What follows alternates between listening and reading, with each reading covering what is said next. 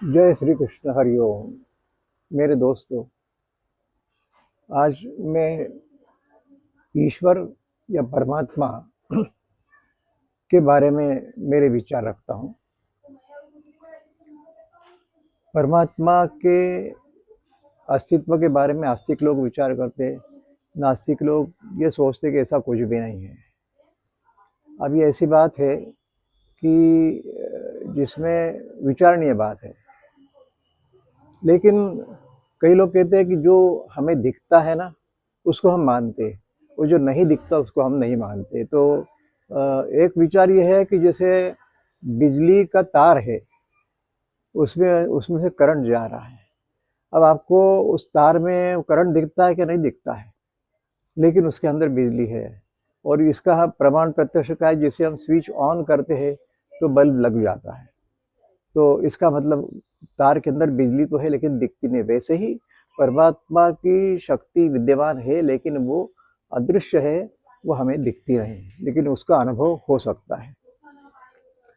बड़े बड़े साइंटिस्ट लोग भी ईश्वर को किसी न किसी रूप में मानते थे, एक शक्ति के रूप में।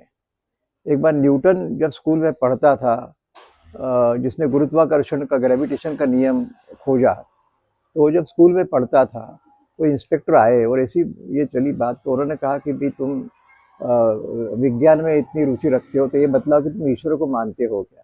तो न्यूटन ने कहा था कि ईश्वर को मानता हूँ मैं। बोले तो बोले कहाँ है, बतलाओ ईश्वर। तो न्यूटन ने कहा कि ये बतलाओ कि कहाँ नहीं है ईश्वर।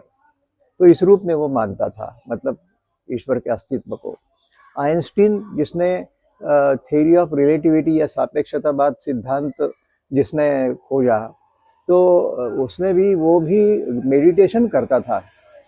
तो किसी न किसी रूप में साइंटिस्ट लोग भी इस शक्ति को मानते थे। एक हमारा जो है देशभक्त भगत सिंह, भगत सिंह ईश्वर के उसको नहीं मानता था, वो थोड़ा नास्तिक कह सकते हैं।